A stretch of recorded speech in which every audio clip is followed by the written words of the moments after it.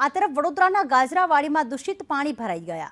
વગર વરસાદે જ પાણી ભરાતા વાહન ચાલકો ત્યાં અટવાઈ પડ્યા હતા।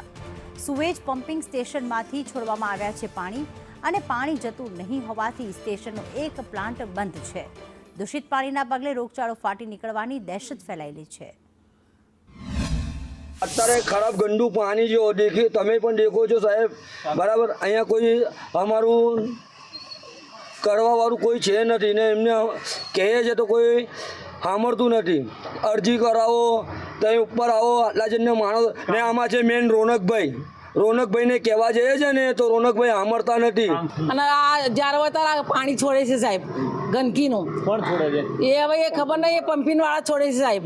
અને ગંદકી તો આ છોકરીને મારા 2 દિવસથી આંખમાં ઇન્ફેક્શન આવ્યું છે, મચ્છરિયા પેલા ગંદા પેલા કીટાણુ ઉડે છે ને કહેડે છે સાહેબ ને બધા બીમાર થઈ ગયા છે। બોલો।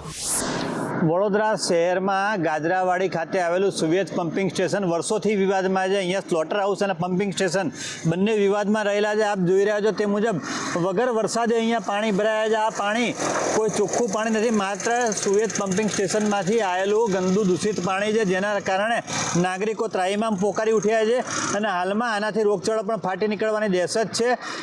જે પ્રમાણે પાણીનો નિકાલ કરવામાં આવી રહ્યો છે, રોડ ઉપર પાણી ભરાયા છે, વાહન ચાલકો તો શું કોઈ પણ નીકળી શકે એવી હાલત નથી અને ગમે ત્યારે કોઈ પણ રોગચાળો ફાટી નીકળે તેવું છે। અત્યારે હાલમાં અધિકારી પણ અહીંયા આપણી સાથે ઉપસ્થિત છે। શું કહેશો, કઈ રીતની પરિસ્થિતિ છે, કેમ આટલું પાણી ભરાયું? આજે સવારે ટેકનિકલ પ્રોબ્લેમના કારણે જે ડિસ્ચાર્જ લાઇન ખરી ત્યાંથી ઓવરફ્લો થયેલ છે, જેને હાલ પૂરતું પમ્પિંગમાં જે પંપ ચાલતા હતા એમાંથી એક પંપ ઓછો કરી અને મેનેજ કરવામાં આવેલ છે। હવે એ ટેકનિકલ પ્રોબ્લેમને શોધવા માટેની કાર્યવાહી ચાલુ છે। પાણી છોડવામાં નથી આવતું, ચોમાસા દરમિયાન વધુ ઇન્કમના કારણે ઓવરફ્લોનો પ્રશ્ન આવે છે। અત્યારે આ પાણી ક્યારે નિકાલ થશે અને કેમ આ પાણી બ્લોક થઈ ગયું? અત્યારે ઓવરફ્લો થવાનું તો બંધ થઈ ગયું છે, ઇન્કમ વધારે છે એના કારણે ઓવરફ્લો થયેલું હતું અને આગળ પાણી જાય છે કે નહીં એ ચેક કરવા માટે બી ડ્રેનેજ પ્રોજેક્ટને જાણ કરી દીધેલ છે, એટલે એ કાર્યવાહી ચાલુ છે। શું પ્રોબ્લેમ છે આગળની સાઈડે? એ ચેક કરવાનું બાકી છે, એ હવે ચેક કરી લેશે। હજી ચેક કરવાનું બાકી છે, ક્યાં સુધી ચેક કરશે, તંત્ર ક્યારે જાગશે, એ જ એક મોટો સવાલ છે।